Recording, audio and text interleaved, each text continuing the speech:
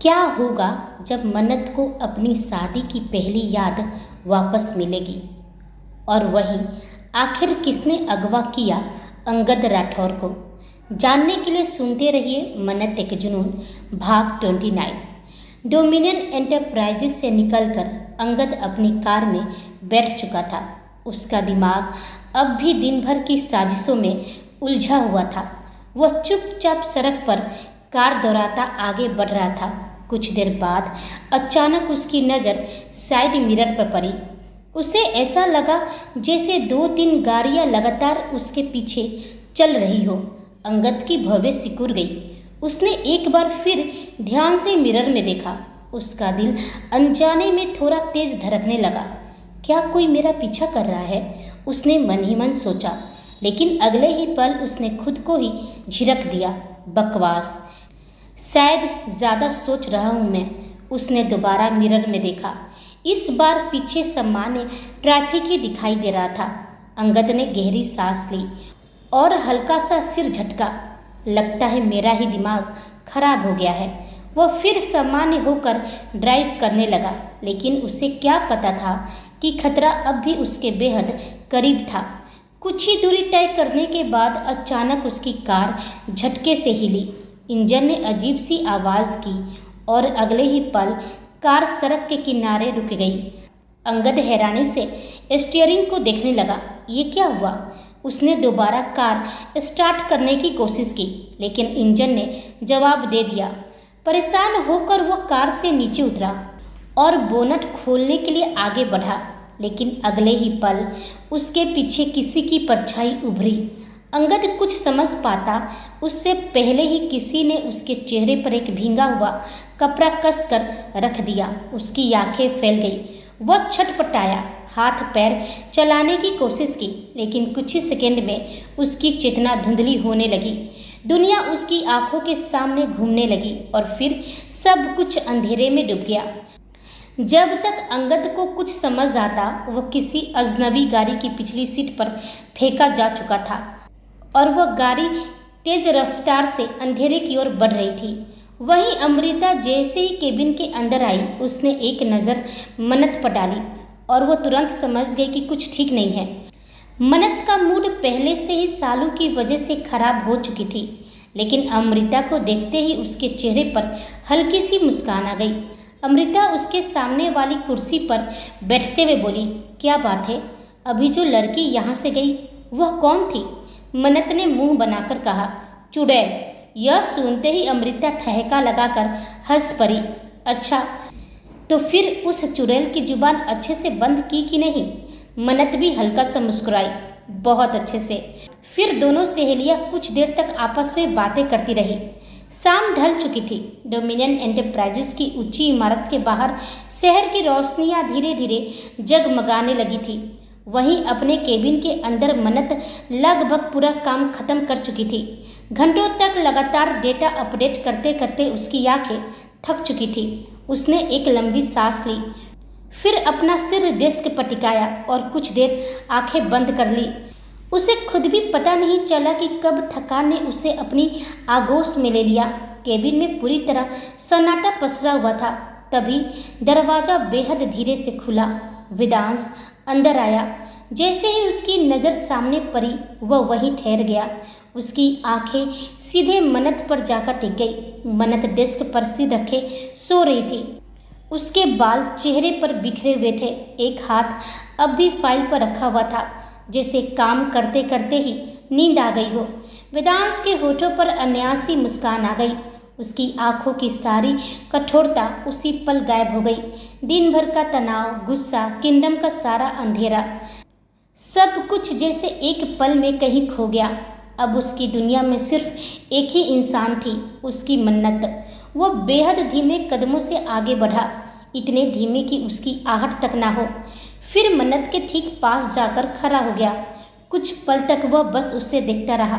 उसके चेहरे पर कभी मुस्कान आती, कभी आंखों में नरमी उतरती, तो कभी कोई पुरानी याद चमक जाती, जैसे वह हर पल को अपनी आंखों में कैद कर लेना चाहता हो। फिर वह धीरे धीरे झुका। उसके होठों पर शरारती मुस्कान आ गई और उसने हल्के से मन्नत के चेहरे पर फूंक मार दी। अगले ही पल मन्नत की पलकों में हलचल हुई। वो चौंक कर सीधी बैठ गई और जैसे उसकी नज़र सामने उठी सीधे वेदांश की गहरी नज़रों से टकरा गई। कुछ सेकंड तक दोनों बस एक दूसरे को देखते रहे। मन्नत अभी भी आधी नींद में थी।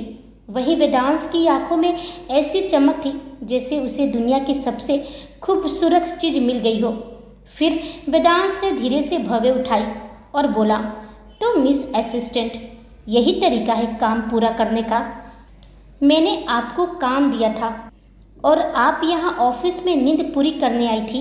मन्नत की आंखें पूरी तरह खुल गई। वह तुरंत सीधी होकर बैठी और बोली, मैं सो नहीं रही थी सर। वेदांश के होठों पर मुस्कान और भी गहरी हो गई। अच्छा, तो फिर अभी जो आप सपनों की दुनिया में घूम रही थी वो क्या था? मन्नत झेप गई। उसने तुरंत सामने रखी फाइल उठाई और बोली, काम पूरा हो गया है, मैं बस थोड़ा आराम कर रही थी। वेदांश ने फाइल की तरफ देखा भी नहीं। उसकी नज़रें अब भी मन्नत पर ही टिकी थी। फिर वो हल्का सा झुककर धीमी आवाज़ में बोला, काम पूरा हो गया, लेकिन मुझे तो लग रहा है कि मेरी असिस्टेंट को अब भी एक पनिशमेंट मिलनी चाहिए। यह सुनते ही मन्नत की आंखें फैल गई और अगले ही पल उसके हाथ अनजाने में उसके होठों पर चले गए, जिसे देखकर वेदांश की मुस्कान और भी गहरी हो गई। फिर वो मुस्कुराते हुए अपने चेयर पर जाकर बैठ गया, लेकिन उसकी नज़रें अब भी सिर्फ मन्नत पर ही टिकी हुई थी।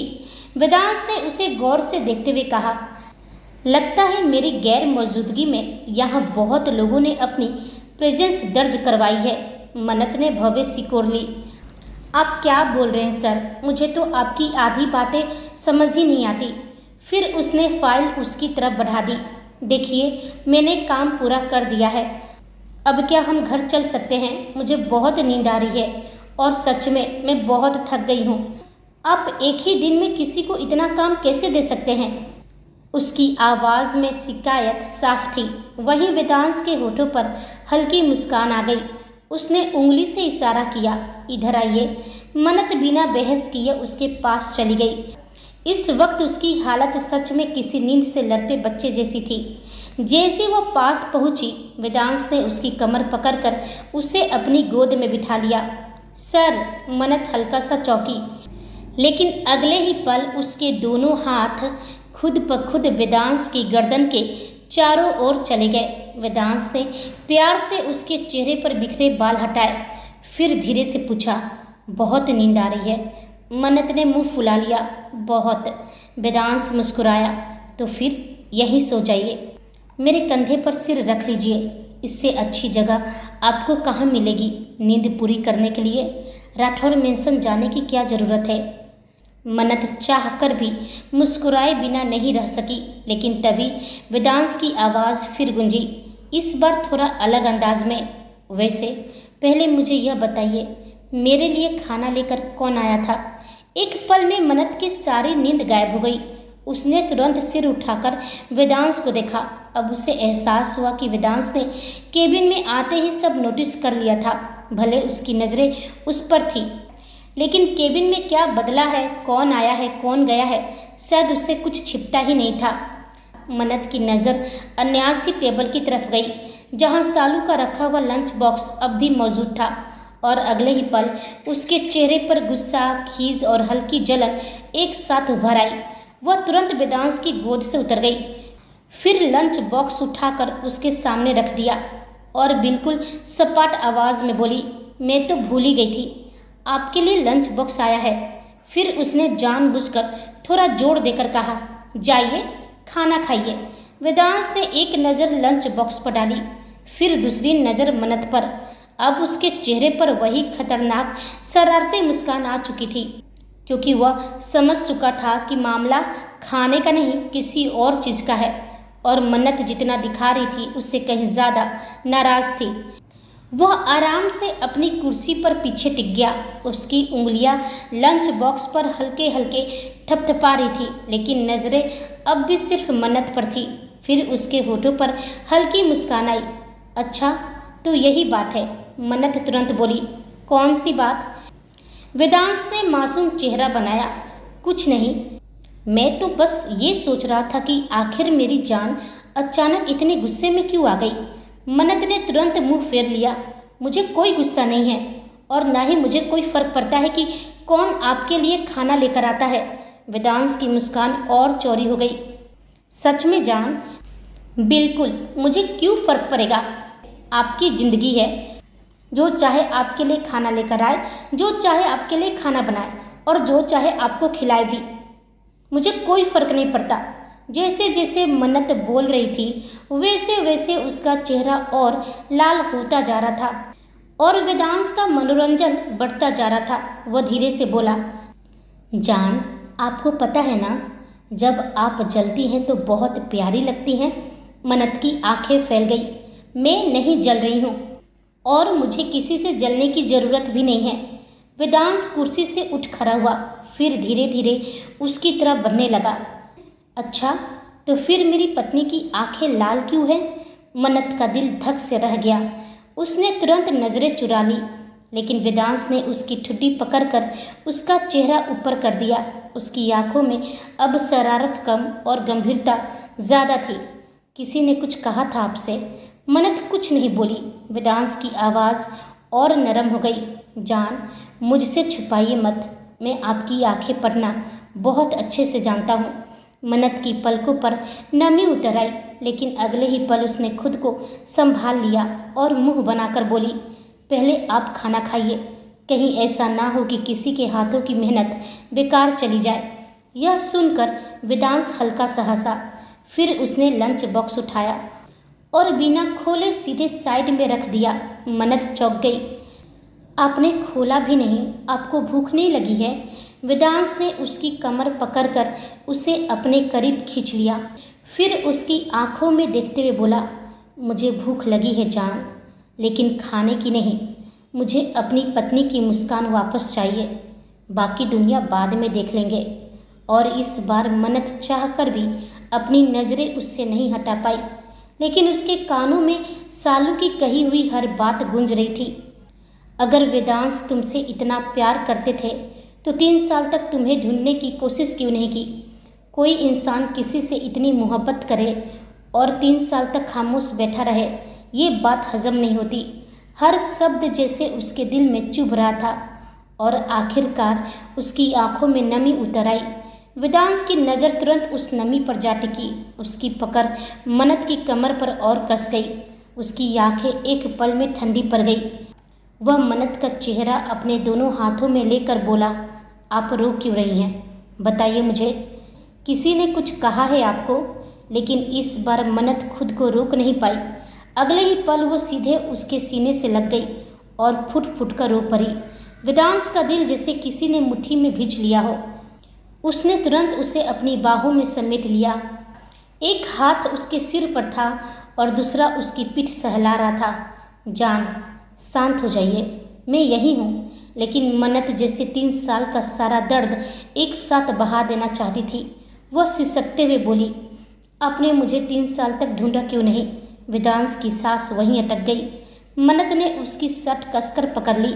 बताइए ना, आप कहते हैं कि आप मुझसे बहुत प्यार करते हैं, तो फिर मुझे ढूंढा क्यों नहीं? उसकी आवाज़ काँप रही थी। और क्या सच में हमारी शादी हुई थी? वह धीरे धीरे उससे अलग हुई। उसकी आंखें पूरी तरह भींगी हुई थी, लेकिन इस बार उसने नजरें नहीं झुकाई। सीधे वेदांश की आंखों में देखते हुए बोली, बताइए, क्या सच में हमारी शादी हुई थी? क्या सच में मैं आपकी पत्नी हूँ? या फिर मैं सिर्फ वही मान रही हूँ जो सब मुझे बता रहे हैं? कमरे में सन्नाटा छा गया। वेदांश की आंखों में अनगिनत भाव एक साथ उभरे। दर्द, पछतावा, मोहब्बत और 3 साल की तरफ। वह कुछ सेकंड तक बस मन्नत को देखता रहा। फिर उसने धीरे से अपना माथा उसके माथे से टिका दिया। उसकी आवाज़ बेहद धीमी थी, लेकिन हर शब्द दिल से निकला था। आप मेरी पत्नी हैं, यह सच है, मेरी जिंदगी का सबसे बड़ा सच है। क्या आपको मुझ पर भरोसा नहीं है जान? मन्नत ने नम आंखों से उसे देखा, फिर तुरंत सिर हिलाया। नहीं, ऐसी बात नहीं है। उसकी आवाज़ कांप गई। पता है, मैं आप पर बहुत भरोसा करने लगी हूँ। मेरा दिल कहता कि आप झूठ नहीं बोल सकते। और मैं ये भी जानती हूँ कि जो आप कह रहे हैं वो सच ही होगा। उसने हल्की मुस्कान के साथ आगे कहा, आपके घर वाले यूं ही मुझे अपने घर में नहीं रखते। कबीर भाई, पंखू, अम्मू, लूना सब यही कहते हैं कि मैं आपकी पत्नी हूँ। पूरी दुनिया मानती है कि मैं आपकी पत्नी हूँ। फिर उसकी आवाज़ धीरे धीरे भारी होने लगी। लेकिन सर, मैं खुद महसूस करना चाहती हूँ। मैं अपनी शादी को याद करना चाहती हूँ। उसकी आंखों में दर्द साफ दिखाई दे रहा था। मुझे याद क्यों नहीं दिलाते आप? मैंने सुबह भी आपसे कहा था कि फ़ोटो दिखाइए, वीडियो दिखाइए, कुछ तो दिखाइए, लेकिन आप हर बार बात बदल देते हैं। उसने वेदांश का हाथ पकड़ लिया। आपको लगता है कि मुझे दर्द होगा? ठीक है, हो सकता है कि होगा, बहुत ज़्यादा होगा, लेकिन क्या हमेशा ऐसे अधूरा रहना उसे कम दर्द देता है? केबिन में सन्नाटा छा गया। मन्नत की आंखों से एक आंसू निकलकर गाल पर बह गया। मैं हर दिन नए सवालों के साथ उठती हूँ, हर रात नए डर लेकर सोती हूँ, और जब कोई मुझे कुछ कहता है तो मैं खुद को जवाब भी नहीं दे पाती हूँ। उसकी आवाज़ टूट गई। क्योंकि मेरे पास यादें ही नहीं है सर। वेदांश खामोश रहा। मन्नत उसके और करीब खिसक गई। उसने दोनों हाथों से वेदांश का चेहरा पकड़ लिया। आप कहते हैं ना कि आप हर हाल में मेरा हाथ थामेंगे, तो थाम लीजिए। अगर दर्द होगा तो संभाल लीजिए।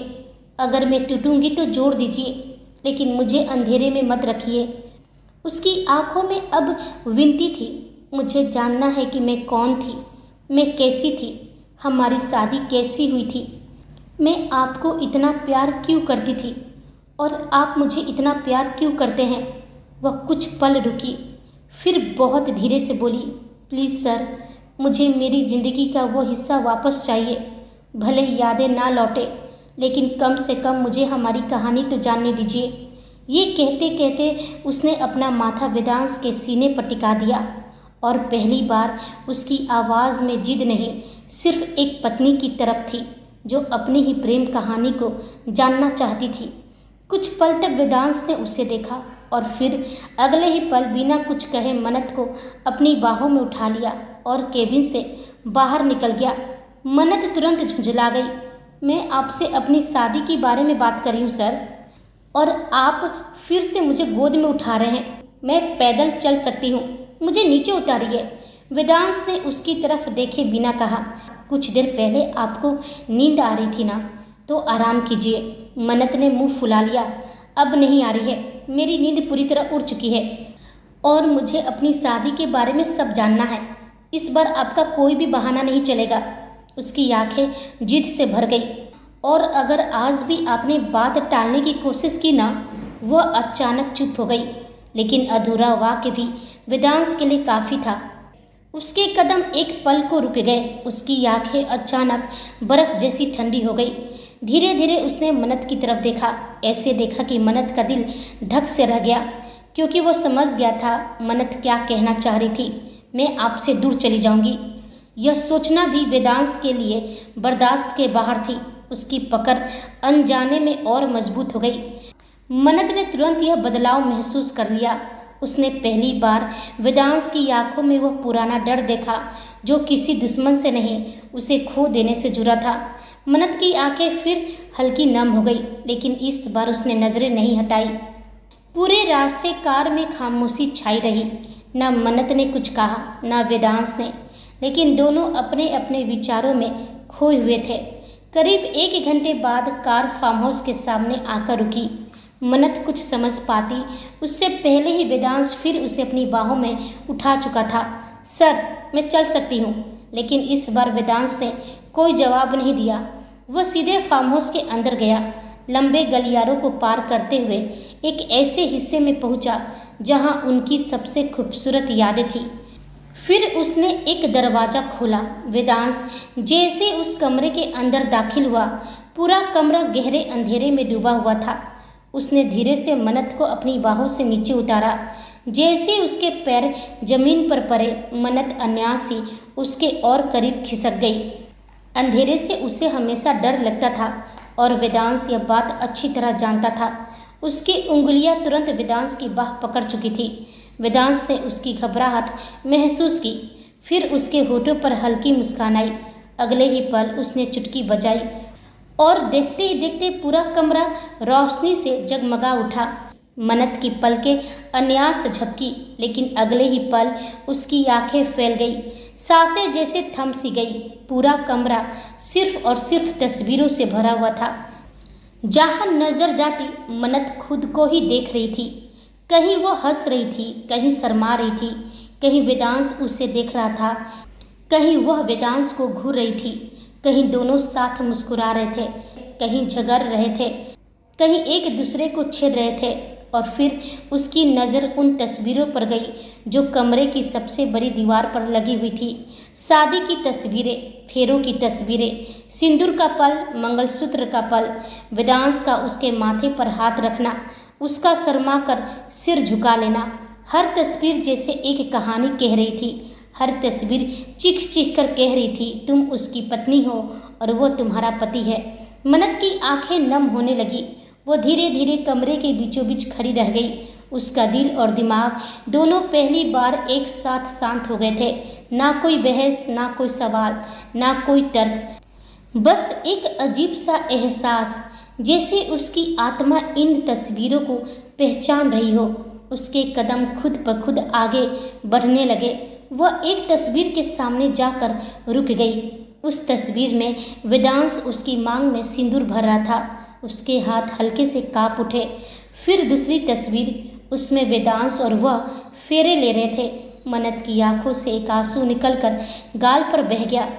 वह धीरे से उन तस्वीरों को छुई, जैसे यकीन करना चाह रही हो कि यह सपना नहीं है। उसकी आवाज़ बहुत धीमी थी, लगभग फुसफुसाहट जैसी। यह सब सच है। वहीं वेदांश पीछे खड़ा उसे ही देख रहा था। उसकी आंखों में भी नमी उतर आई थी, क्योंकि 3 साल बाद पहली बार मन्नत अपनी आंखों से उन पलों को देख रही थी जिन्हें उसने कभी अपनी पूरी दुनिया कहा था। मन्नत की नज़र अब एक एक तस्वीर पर घूम रही थी और हर तस्वीर के साथ उसके अंदर कुछ टूट भी रहा था और कुछ जुड़ भी रहा था।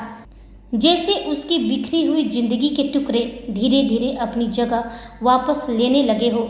उसकी आंखों से लगातार आंसू बह रहे थे। उसके अंदर खुशी के साथ साथ एक अजीब सी टिस भी उठ रही थी। बार बार बस यही ख्याल आ रहा था, काश उसे सब कुछ याद होता। काश वह इन तस्वीरों को सिर्फ देख नहीं रही होती, बल्कि इन्हें जी भी पा रही होती। तस्वीरें उसके सामने थी, उन तस्वीरों में कैद भावनाएं भी वह महसूस कर पा रही थी। वेदांश की आंखों का प्यार, उसके चेहरे की मुस्कान, शादी की पलों की गर्माहट, सब कुछ। लेकिन फिर भी उसका दिमाग पूरी तरह खाली था। यही खालीपन उसके दिल को चिर रहा था। वेदांश दूर खड़ा उसे देख रहा था। वो समझ रहा था कि मन्नत किस दर्द से गुजर रही है। शायद इसी वजह से वह कभी उसे जबरदस्ती अतीत में नहीं ले जाना चाहता था। वो चाहता था कि यादें खुद लौटे, एहसास खुद रास्ता बनाए, ताकि मन्नत टूटे नहीं। लेकिन आज उसकी जिद के आगे उसे झुकना पड़ा था। तभी मन्नत की नज़र एक दूसरी तस्वीर पर जाकर ठहर गई और अगले ही पल उसकी आंखें गहरी हो गई।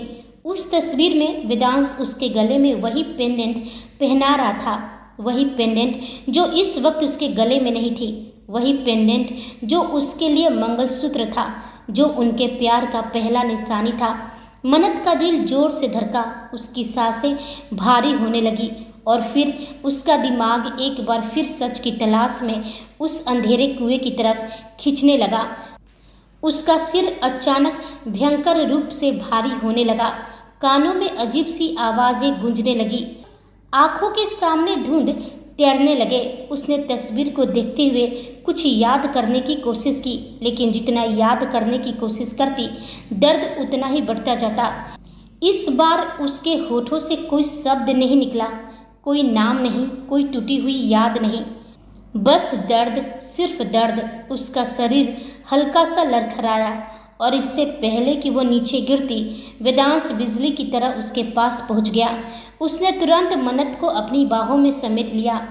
मन्नत का सिर उसके सीने से आ लगा। उसकी पलकें धीरे धीरे बंद होने लगी। वेदांश ने उसे और कसकर पकड़ लिया, जैसे उसे दुनिया के हर दर्द से बचा लेना चाहता हो। उसकी आंखों में भी नमी उतर आई थी। वह मन्नत के माथे से अपना माथा टिकाकर धीमी आवाज में बोला, इसलिए इसलिए मैं आपको इन रास्तों पर नहीं लाना चाहता था जान। उसकी आवाज़ भर आ गई। आप हर बार सच तक पहुंचने की कोशिश में खुद को तकलीफ दे देती हैं और मैं आपको इस तरह टूटते हुए नहीं देख सकता। उसने अपनी आंखें बंद कर ली। वही मन्नत की बंद पलकों पर अब भी आंसुओं की नमी थी। वेदांश ने कांपती सांस छोड़ी, फिर बेहद दर्द भरी मुस्कान के साथ फुसफुसाया, क्यों इतनी जिद करती हैं आप? कभी कभी उसने गहरी सांस ली, कभी कभी आपकी यही जिद मुझे बेबस कर देती है जान। और उस पल कमरे में लगी हजारों तस्वीरों के बीच एक तरफ अधूरी यादों का दर्द था और दूसरी तरफ एक ऐसा प्रेम जो हर बार टूटकर भी उसी इंसान को संभालने में लग जाता था। वेदांश ने बेहद सावधानी से मन्नत को अपनी बाहों में उठाया और बेडरूम में ले गया। उसने उसे धीरे से बिस्तर पर टिकाया। कुछ पल तक वह वहीं खड़ा उसे देखता रहा। उसकी आंखें गहरी लाल हो चुकी थी। हर बार वह अपनी जान को अपनी आंखों के सामने टूटते हुए दिखता था और हर बार की तरह इस बार भी वह कुछ नहीं कर पा रहा था। यही बेबसी उसे अंदर तक खा रही थी। मिस्टर एक्स, उसकी धमकियां, अपनों के बीच छिपा गद्दार, और दूसरी तरफ उसकी मन्नत जो हर बीतते दिन के साथ अपने ही अतीत के बोझ तले टूट रही थी। शायद इससे ज़्यादा लाचार उसने खुद को कभी महसूस नहीं किया था। उसने झुककर बहुत प्यार से मन्नत के माथे को चूमा, फिर एक आखिरी नज़र उस पर डाली और कमरे से बाहर निकल गया। नीचे हॉल में पहुंचकर वह सोफे पर बैठ गया। पूरा हॉल खामोशी में डूबा हुआ था। वेदांश ने सिगरेट जलाई और लंबा कस लिया। धुएं का गुबार हवा में घुल गया, लेकिन उसके सीने में जमा बेचैनी कम नहीं हुई। उसकी आंखें शून्य पर टिकी थी। इस वक्त वह खुद को शांत करने की कोशिश कर रहा था, क्योंकि यदि उसने अपने गुस्से को खुला छोड़ दिया तो शायद बहुत कुछ तबाह हो जाता।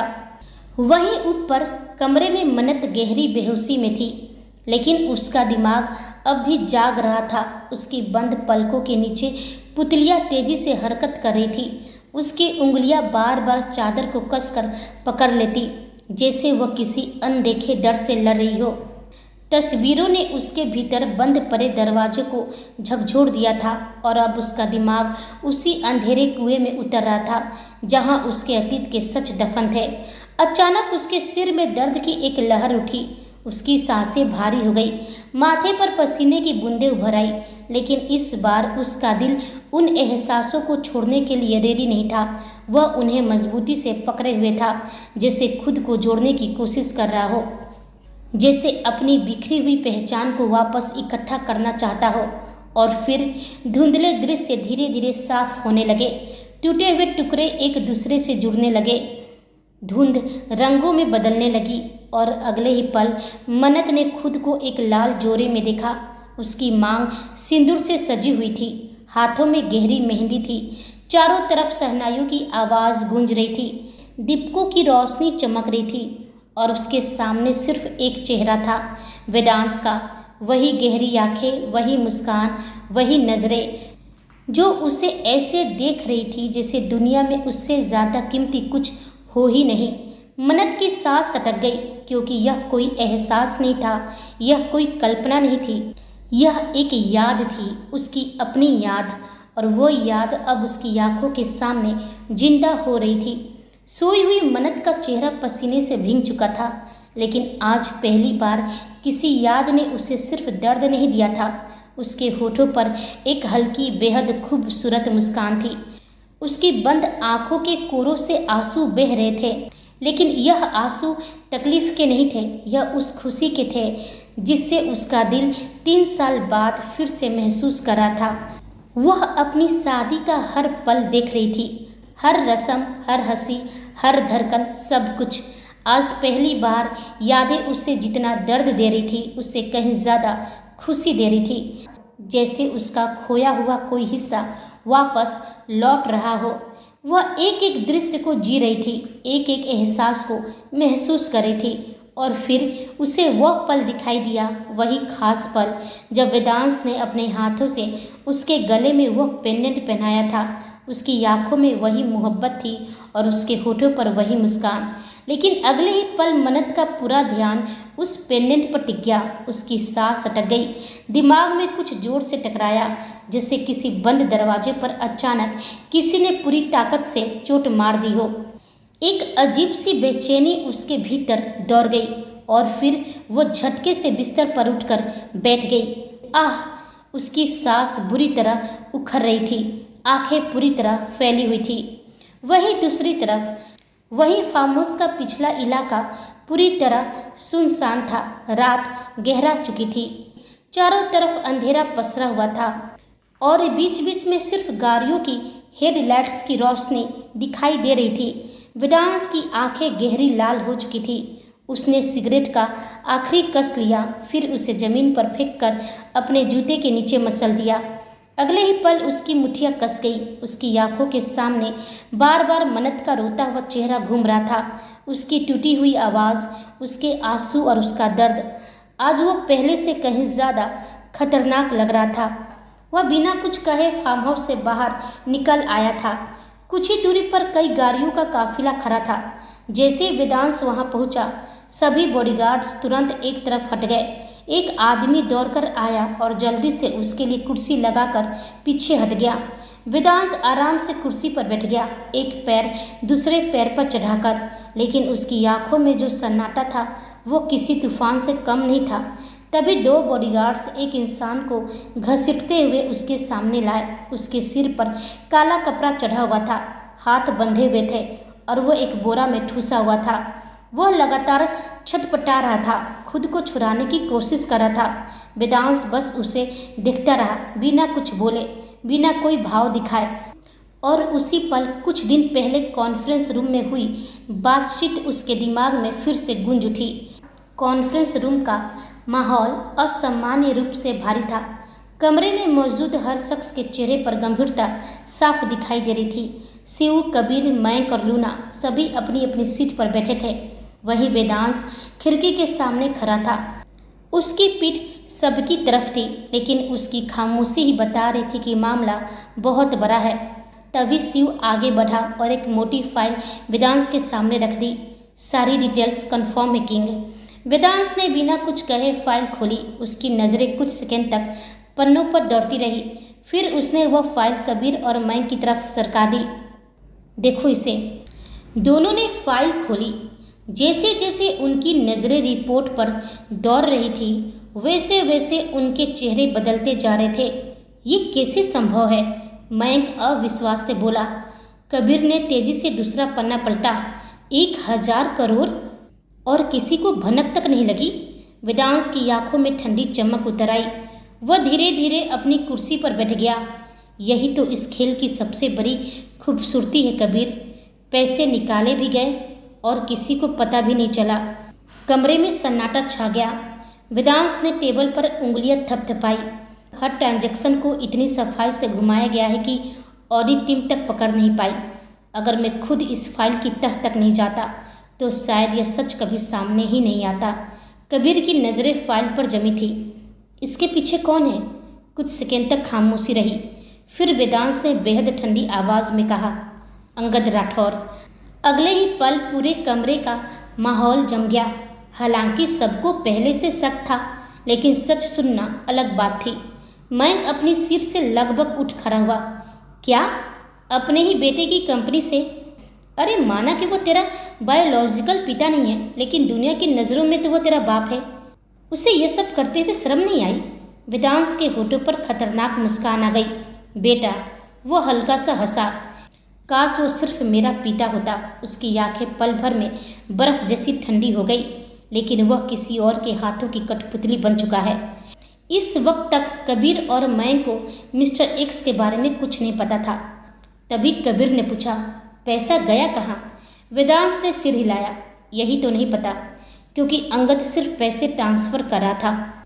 उसे खुद नहीं पता कि असली मास्टरमाइंड कौन है, किसके लिए काम कर रहा है, किसके पास पैसा जा रहा है। कबीर की भवें सिकुड़ गई। फिर उसे अभी तक खुला क्यों छोड़ रखा है?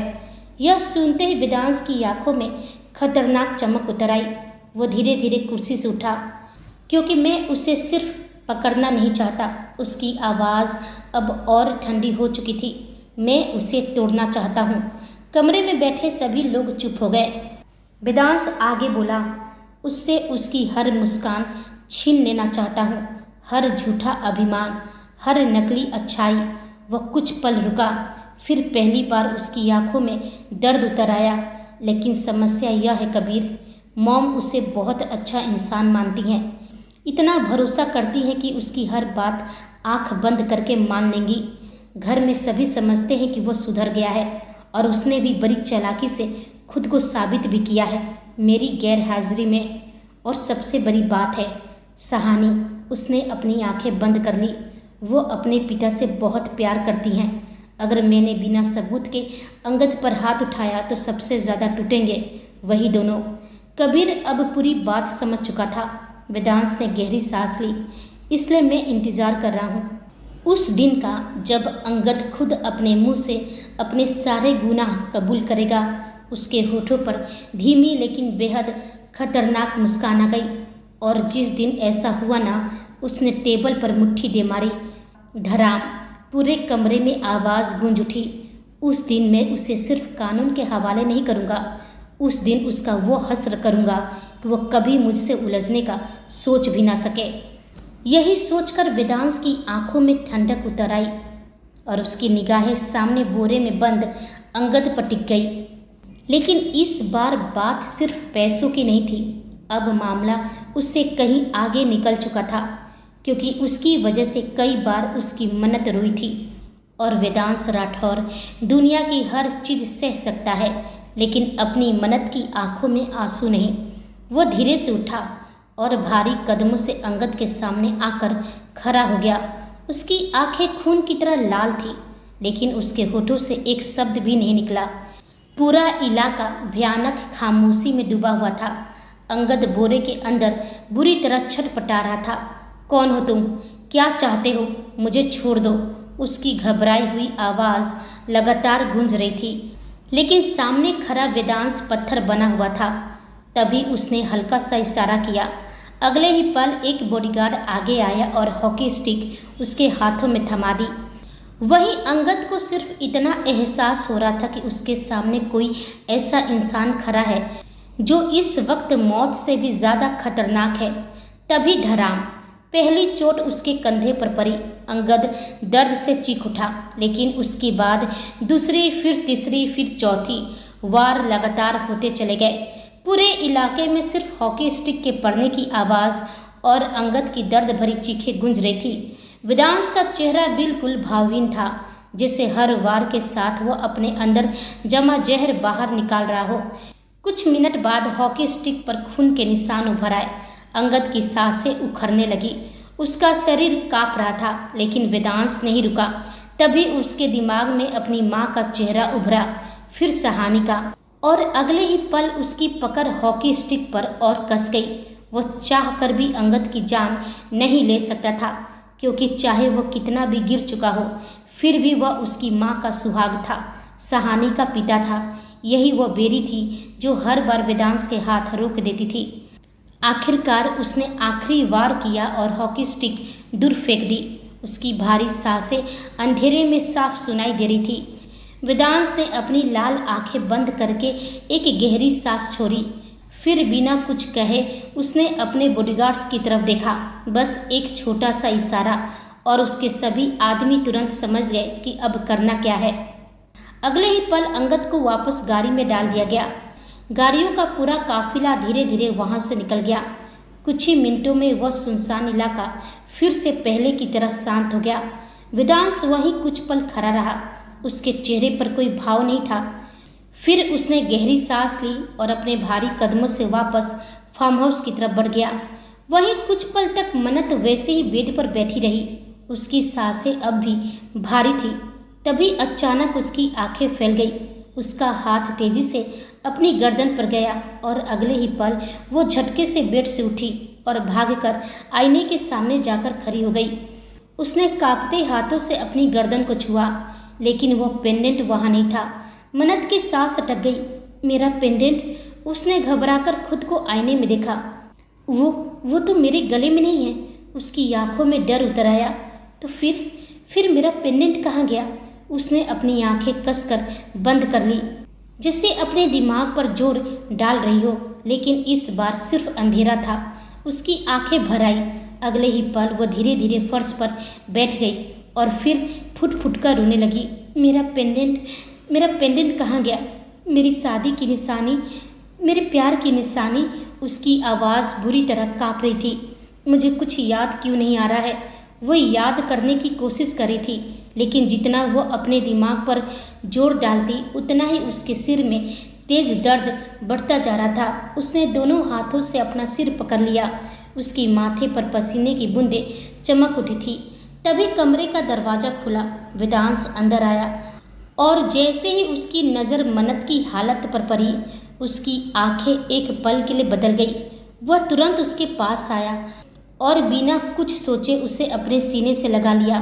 उसकी बाहों की पकड़ मजबूत थी, जैसे वो मन्नत को टूटने से बचा रहा हो। वेदांश ने बेहद धीमी आवाज़ में पूछा, फिर से सिर में दर्द हो रहा है? मन्नत कुछ सेकंड तक चुप रही, फिर कांपती आवाज़ में बोली, मैंने हमारी शादी देखी। यह सुनते ही वेदांश की उंगलियां हल्का सा कांप गई, लेकिन अगले ही पल उसने खुद को संभाल लिया। वो धीरे से उसे लेकर बेड के किनारे बैठ गया। उसकी नज़रें लगातार मन्नत के चेहरे पर टिकी थी। बस जान, अपने दिमाग पर जोर मत दीजिए। कुछ पल तक वेदांश उसे यूं ही अपने सीने से लगाए बैठा रहा। उसकी उंगलियां लगातार मन्नत के बालों को सहला रही थी, जैसे वह उसके अंदर उठते तूफान को शांत करने की कोशिश कर रहा हो। धीरे धीरे जब मन्नत की सांसें नॉर्मल हुई, तब उसने बेहद कांपती आवाज़ में पूछा, वो मैंने देखा, आपने मुझे पेंडेंट पहनाया था, लेकिन इस वक्त मेरे गले में वो पेंडेंट नहीं है। कहाँ चला गया वो? उसने अपनी गर्दन को हल्के से छुआ।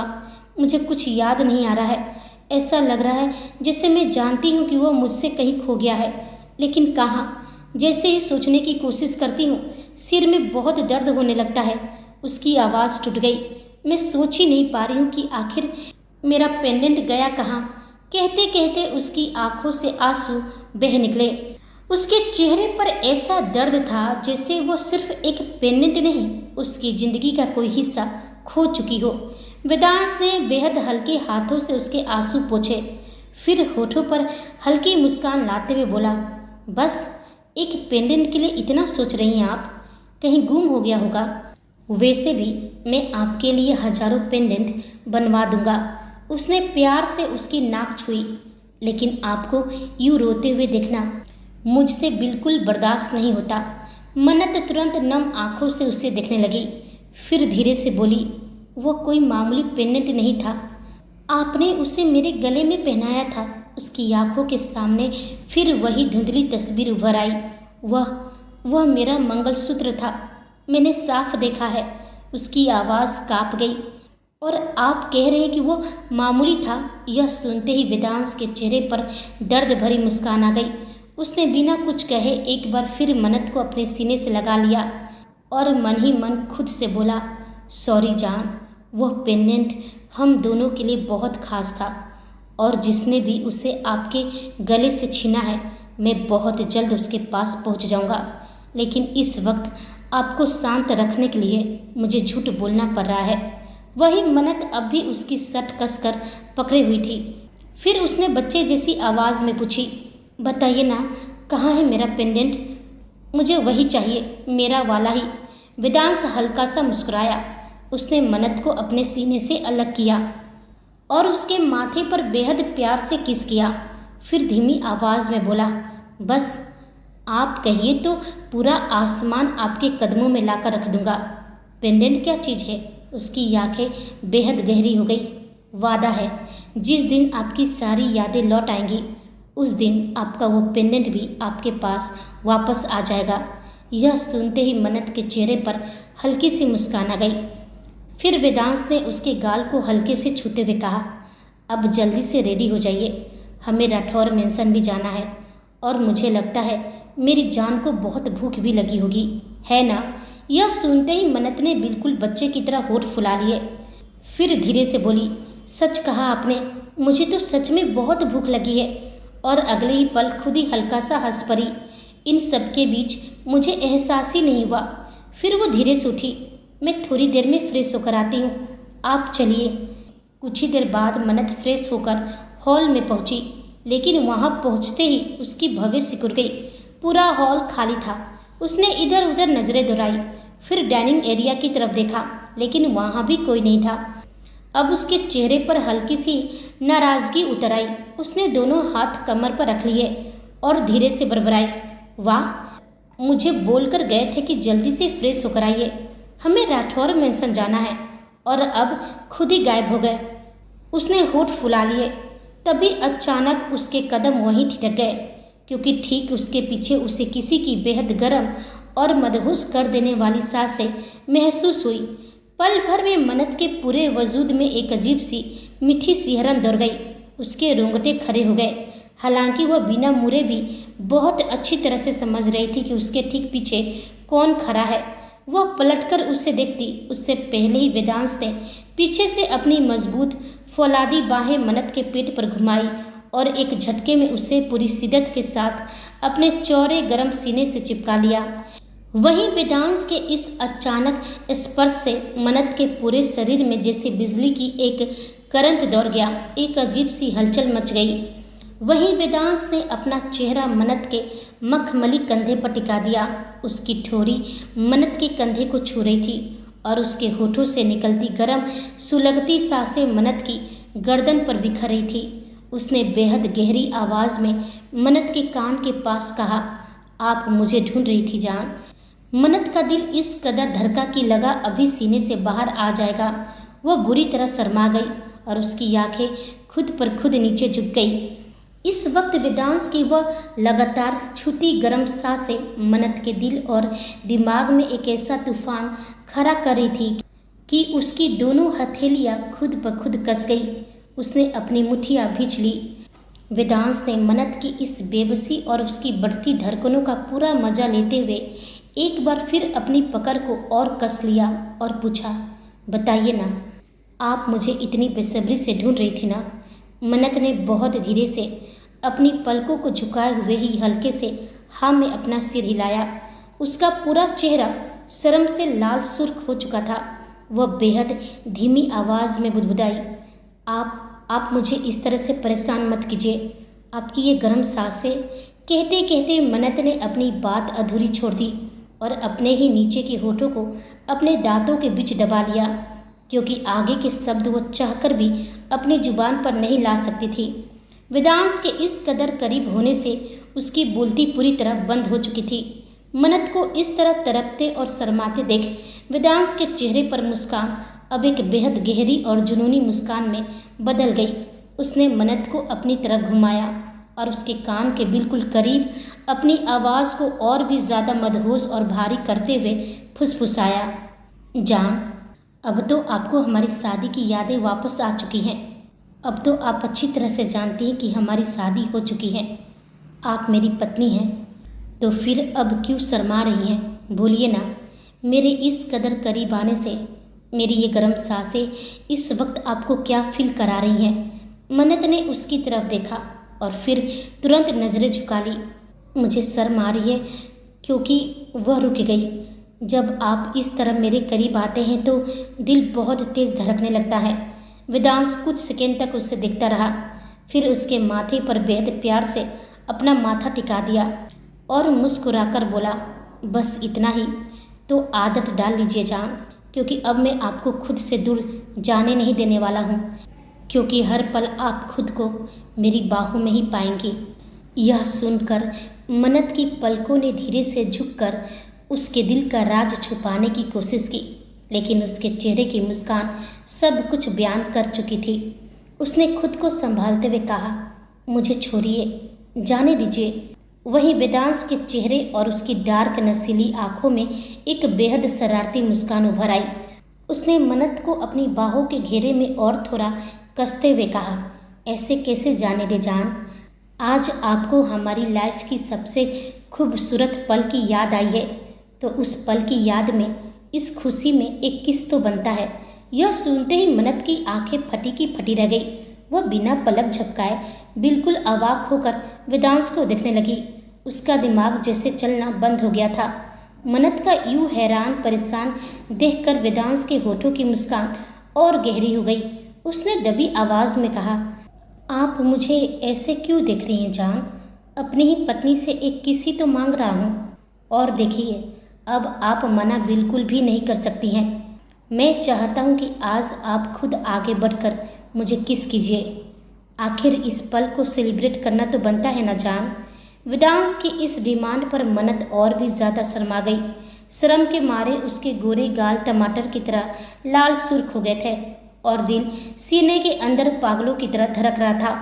उसने एक प्यारा सा मुंह बनाया और नकली गुस्से से बोली, आप मुझे ऐसे ब्लैकमेल नहीं कर सकते हैं। याद आने से क्या होता है? मुझे नहीं करना कुछ भी। मुझे बहुत शर्म आ रही है। यह बोलते हुए मनत की अपनी आवाज़ खुद ही बुरी तरह लड़खड़ा रही थी, जिसे साफ पता चल रहा था कि वह अंदर से कितनी बेचैन हो रही है। लेकिन किंग को ना सुनने की आदत नहीं थी। वेदांश ने बहुत आराम से मनत की आंखों में देखते हुए अपना अंतिम फैसला सुनाया। देखिए जान, किस तो आपको आज करना ही पड़ेगा और मेरी शर्त यह है कि इस बार आप खुद अपने कदम आगे बढ़ाएंगी, वरना क्या? मनत ने झुंझुलाकर अपनी आंखें सिकुड़ते हुए पूछा।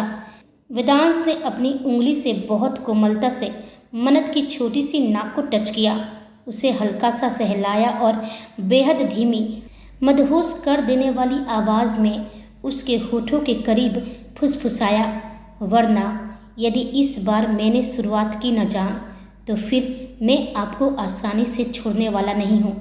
फिर यह रात बहुत लंबी हो जाएगी। यह सुनना था कि मनत का पूरा गला सूख गया। उसकी धड़कनें अचानक इस कदर तेज हो गई मानो उनकी आवाज़ इस शांत हॉल में सीधे वेदांश के कानों तक पहुंच रही हो। वेदांश की आंखों में वह गहराता हुआ जुनून देखकर मनत को समझ में आ गया था कि वह मजाक के मूड में आज तो बिल्कुल भी नहीं है। तो दोस्तों, आज का एपिसोड यहीं ख़त्म होता है। मनत की शादी की पहली याद लौट चुकी है और क्या मनत सच में वेदांश को किस करेगी? यह कमेंट बॉक्स में ज़रूर बताइए। और एक तरफ लौटती यादें, दूसरी तरफ छिपे हुए राज और तीसरी तरफ वेदांश का खतरनाक रूप। अब खेल उस मोड़ पर पहुंच चुका है जहां हर सच किसी की ज़िंदगी बदल देगा। तब तक आप अपना और अपनों का ख्याल रखिए। यदि कहानी पसंद आई हो तो वीडियो को लाइक करें, दोस्तों के साथ शेयर करें और मेरे चैनल पर नए हो तो चैनल को सब्सक्राइब करना बिल्कुल भी ना भूलें और अपनी राय कमेंट बॉक्स में ज़रूर दीजिएगा। तो मिलते हैं अगले एपिसोड में। आप सभी को मेरी कहानी सुनने के लिए धन्यवाद।